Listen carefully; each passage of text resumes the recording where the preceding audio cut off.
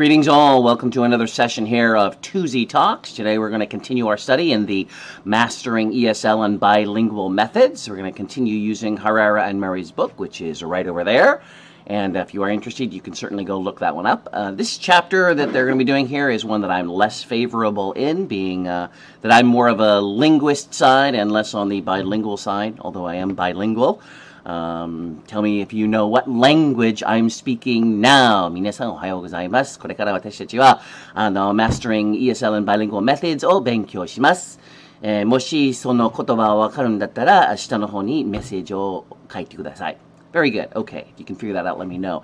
So, although I am bilingual, I am definitely prefer to look at things more from the linguistics side, the second language acquisition side. In any event, today we're going to be looking at instructional methodologies and the three major ones that are out there and how they influence bilingual education. As is typical in most second language acquisition books or linguistics books, they try to define the terms, and that's one of the things that we're going to be talking about. We'll also look at some of the approaches that were done in the past, as well as approaches that are being done today. So let's just jump right in here and look at some of these methodological terms. Now, the approach that they're describing here is going to be this one that they're going to be describing in the book. They talk about approach, method, strategy, and technique. It is typically not the one that is taught, used, espoused in typical second language education textbooks. Not that there's anything wrong with it, and when it all boils down to it, we're all talking about semantics here anyway. But we should know what these terms are as we're moving forward. So the approach that Herrera and Murray are going to be describing is approach, which is an overarching term, and then method, which is a group of strategies, and strategies, which is a group of techniques. And you have a bunch of things that just one subsumes into the other, kind of idea that they have. The more popular version here is Richards and Rodgers, and they describe a method as an overarching idea and philosophy, and the approach is more of the philosophical foundation. The design is the layout or the structure of the different types of activities within a larger base, like a curriculum. And then the procedures are the individual activities or techniques. And so you see that there is some overlap there. I'm not going to go into great detail with these. Some of it I will, but I'm not going to go into great details here. If you're interested, you can certainly go out and look at other places where they define these terms. In fact, we will look at one that I found online that I find very useful. It's not mine. I will attribute the author, but it seems that they have done their homework a little bit more from a linguistics point of view. So back in 1965, Edward Antony developed this whole idea here about approach, method, and technique. The approach was a set of assumptions dealing with the nature of language and learning and teaching. The method was an overall plan, a systematic presentation of language based on the particular approach, so that you see one is subsumed into the other. And then the technique was the specific activities that conform to the method and the approach that was selected. So you have an approach, and based on that approach, you build on top of it a method, and then you have your activities. So you kind of build up, or the opposite as well, build down. One is the foundation, and upon that you build your activities. So Herrera and Murray are using this type of thing as well, and I just try to define this a little differently. The approach is more of your philosophical foundation. Herrera and Murray are describing here, there are four sections here. The first one, the approach, is really what I would look at as the philosophy of their language learning, their beliefs as far as language learning is concerned. And regardless of what's happening, whether we're talking about teaching or whether we're talking about building, we're always having to deal with the philosophical, the theoretical, the ethereal, before we deal with the physical, tangible reality of things. The body, to quote The Matrix, the body cannot live without the mind. If you're killed in the Matrix, you die here? The body cannot live without the mind. The computer, the robot, does not move without software. Humans do not move without the messages being sent through their nerves. And those are things that are the things that we can't touch. The physical things we can touch, the physical activities, the things that are involved in the real world. The philosophical is what is the basis, the foundation. So you really need to know what that approach is if you're going to move forward. Now, a method is grounded and integrated in a collection of strategies. And again, this is Herrera and Murray. This is also based off of Antony. And then a strategy is a grounded and functionally related collection of techniques. You can see one is subsumed into the other. And then technique is our actions designed to achieve outcomes. The techniques are basically your activities that you have in a class. And you have a collection of activities, and that all fits into this philosophical belief with regard to how language is done. Now, years later, and those that have done more work with second language learning and second language research, Richards and Rodgers, they are far more popular in the linguistics world as opposed into the bilingual education world. And this was their developed scheme here. And they have approach, design, and procedure, very similar to approach, strategies, and techniques. But they use the word method to say, okay, the overall overarching idea that we're going to call this thing is a method. And so this was sort of a catch-all to describe the inner components of language learning, and of course the philosophy that would be used to teach a class. So an approach defines assumptions, defines the theories and the beliefs about how language is learned, how learning is done, and how teaching should be done. And that's an overall approach, and we'll talk about some of those approaches later on. But that was the approach. So the design then took those theories, those beliefs, and it creates from that a material base, right? A collection of ideas for developing individual activities. It specified the relationship of those theories to classroom materials and activities. And so it's the go-between. It's the place where you take the theory and you begin to put it into some form that can be then used to create activities. And then, of course, the last one, the procedures, their techniques, their activities, and practices that come from the approach and the design. Okay, those are the actual things you do in class. Okay, now a lot of people can do things in class, but not know why they're doing it. Okay, that's the philosophy that's behind it, or below it, or however you want to describe that. Let's take a look now at some of these philosophical foundations. Let's take a look at some of the approaches. One would be the historical. And when I say historical, I'm talking way back there, historical, when we're looking at like the Greeks or the Italians, the Latins, and how they went about teaching language. You can even go back as far as Jewish times in Israel and how they did that. In Persia, we don't have stuff back that far. But we do know that a lot of what they did was rote. And they focused on translation because of reading and writing. Those were the primary things that were going on. So there was a lot of rote memorization. Just memorize. What we have today, when you look at, first person singular, first person plural, second person singular, second person plural, they looked at the components and they said simply memorize them. And that's not an approach. Okay, let me say that up front here. That's not an approach. It's just the way they did it. I don't know if we have ever been able to describe and see how they've defined the approach back then.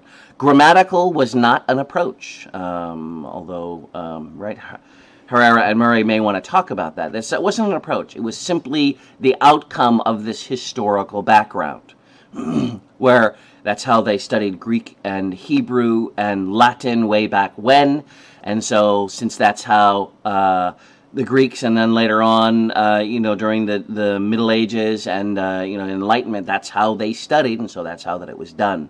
Again, their focus was not so much on the verbal communication. It was much more focused on the ability to read and write, because people traveled less than they do today. Now, based off of the grammatical method, you had guys that were saying, look, I want to just go to Germany. You can travel more now. I want to go to Germany and I want to be able to learn the language. So people would go there and study, and then, they'd go down to the pub and they couldn't communicate. So what do you do? Well, what they started doing was something called the direct method. There was a gentleman who realized that while he was in Germany trying to study his dictionary and his little book of German rules for language, that his kids were outside playing with the neighbor kids and learning German. And so from that, he had this idea of, I guess you could call it immersion. The actual method is called the direct method. And it was a method that said you simply learn language by being in the language. So you go into a language class, the only language that's spoken is that language. I had a sister who, that's how she learned Spanish. She went in for a year of Spanish and she learned a tremendous amount. No English was spoken in the class, only Spanish. Now, she did say that she learned a tremendous amount. She also said she was frustrated at the beginning because she wanted to understand, wanted to learn, and was unable to use her first language, which was English. But that is the direct method. You keep everything in the target language, and typically you focus more on the oral and the listening, but you do begin to work with things like grammar because you have to. But you begin with only the target language, and the belief there was that it was better for second language learners. That's an older method. Now, the 1960s and thereabouts, B.F. Skinner and behavioralism came about, and this was in response to rote learning.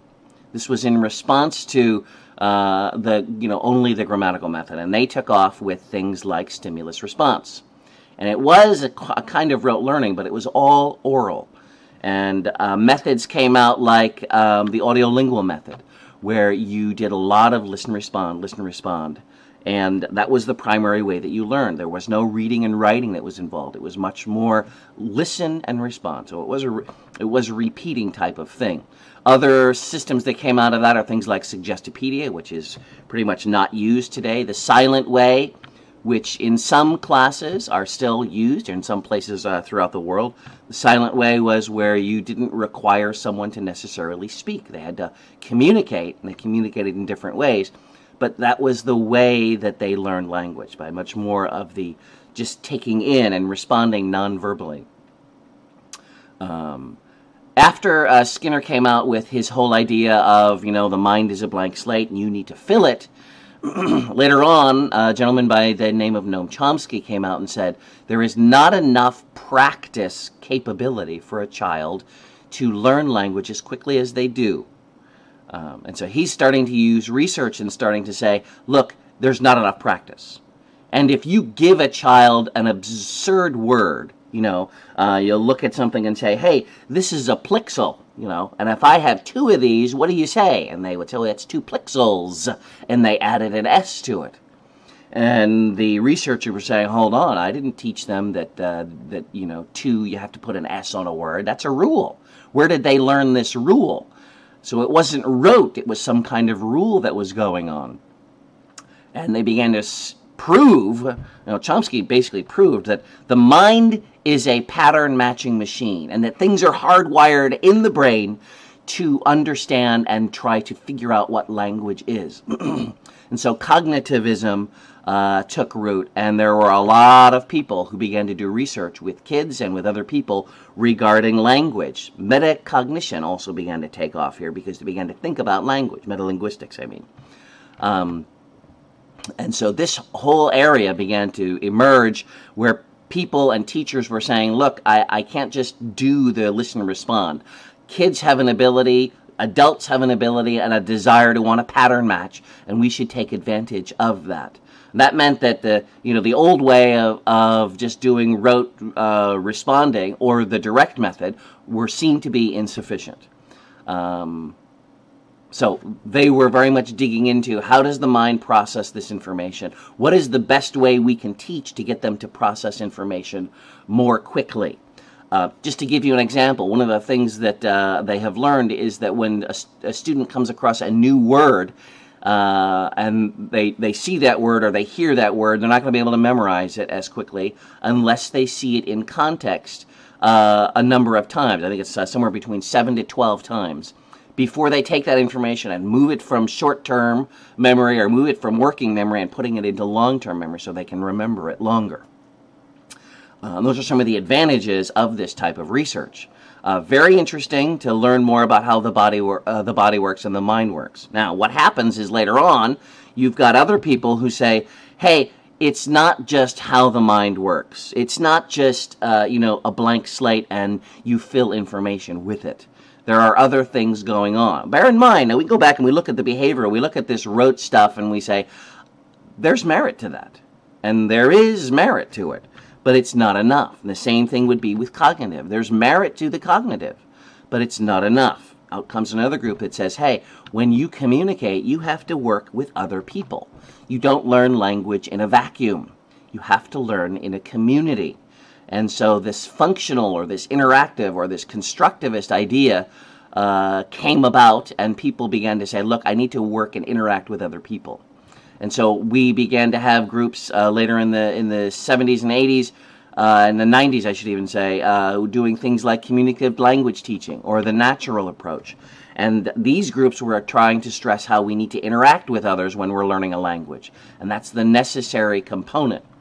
Now, in my view, all of these have merit, and any one of them will be insufficient. And hopefully you'll see that as we move on here. The last group that we're looking at is the interactive group. This was a constructivist group as well. In addition to just communicating and working with other people, the interactive group started to realize, well, look, I need to negotiate meaning with other people. I need to maybe not necessarily focus on the actual language, but let's focus on activities that these people are going to use in everyday life. So ideas like task-based language teaching emerged, where you're focusing on the task. You're not necessarily focusing on the language. Or inquiry-based language learning, where you're doing some type of research. You're trying to inquire and learn something new. Okay, you're trying to do some kind of a research project. And then there's CALA, or Cognitive Academic Language Learning Approach, which looked at language as a way of learning something in academia. So instead of learning language, you learned literature, or you learned geography or geometry. And the focus wasn't on language per se. Language was kind of picked up along the way. Yes, there were times where you had to focus on form. You're learning literature, and you come across a sentence that has a conditional clause in it. And your students have never seen a conditional. Well, here's an opportunity in the middle of talking about the story. Someone says, well, what does this mean? Boom, you jump right in there into the structural end, okay, and you focus on that form for a little while. But that was the interactive style. So from there, we had things like content-based instruction, sheltered approach, and then sheltered approach observation protocol, which we will look into later on as we move on here. Cognitive type of approaches had some ideas that they wanted to stress. One was innate ability. Okay, the behavioralist said, it's a blank slate. Nothing up here but a blank slate, and we just fill it up, right? And the cognitivist said, nope, there's stuff there. We have some sort of innate ability in our brains. We're hardwired to learn language. We're hardwired to learn language. Also had a stress for metacognitive skills and strategies. So you would see a student who's doing well, and they would research them. Well, how did you do that? Why did you do that? And they would learn these tips and tricks that they were going on in their mind to try to learn language. The cognitivists also focused on different types of memory, short-term, long-term, and then working memory. And they, again, they had more metacognitive awareness. They wanted students to think about how they were thinking, think about how they were learning, trying to find ways that they can see to allow others to take advantage of those skills and strengthen their weaknesses. It also allowed the teacher to realize, okay, this person does well with, whatever, and then try to use that to strengthen their abilities. Okay? The CALA approach, Cognitive Academic Language Learning Approach, we will be looking at later on, but we'll take a quick thing here. This was research-based. So these people went out and they did research. One of the reasons why I like their book, and I do recommend that you go out and get their book. Possibly you can see it right over here. You can get it on Amazon or go to a bookstore and order it. But it was research-based. They went out to all of the fields of study. You know, they went out to the science or the biology or the chemistry or the mathematics or the history and found out, okay, what are the core requirements for each age? And based on those core requirements, okay, now we can look at, okay, what language is required for second grade history? What types of vocabulary is being used? What type of grammar is being used? And then we can try to preload this when we teach a class.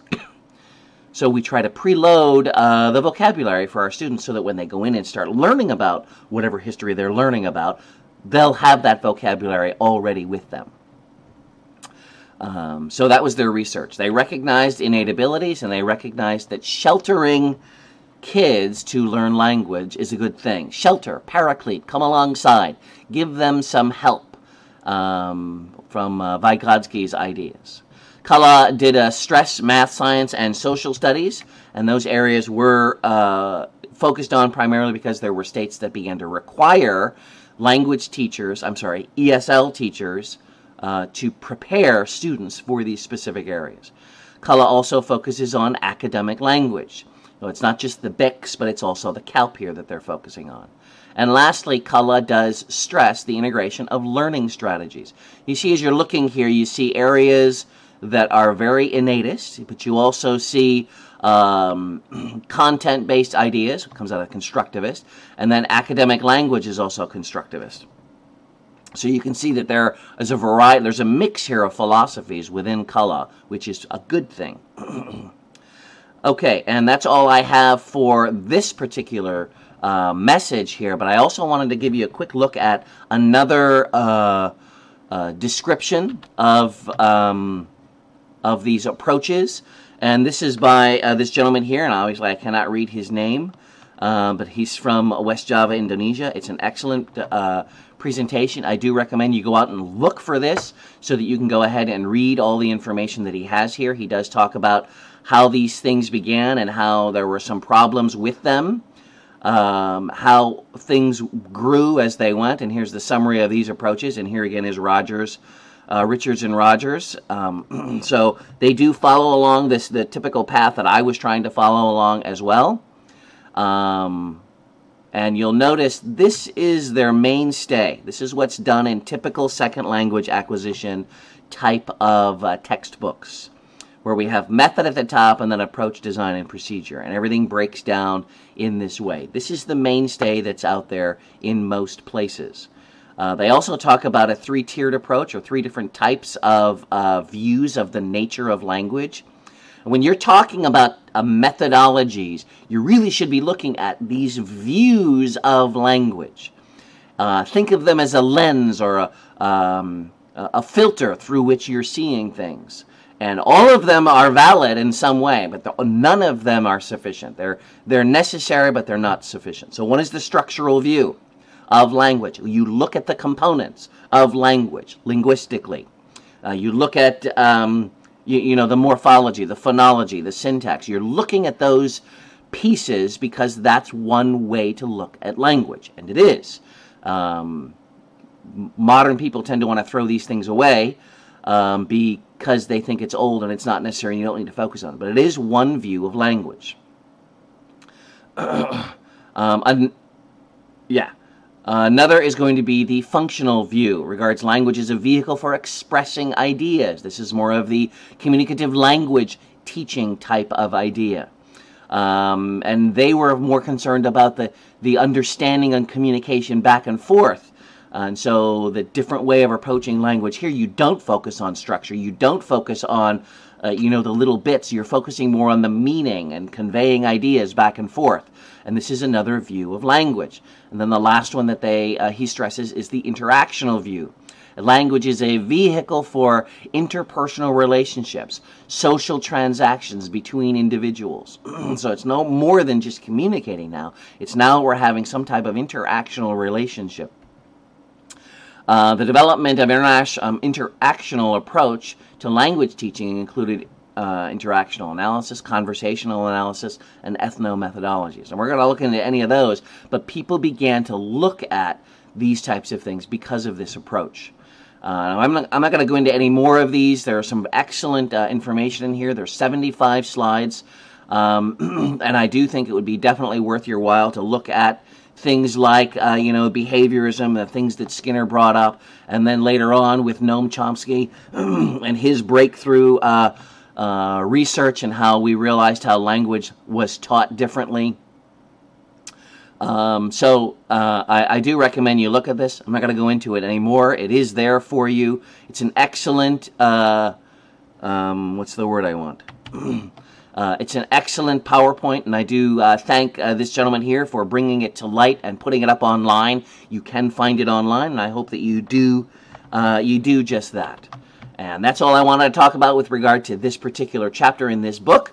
Methodologies are a great thing to study. It definitely helps you understand language more, as well as the history of how language study has evolved. If you have any questions, you can shoot them downstairs at the in the message box or in the comment section, or you can shoot me an email. Everybody have a nice day. Talk to you later.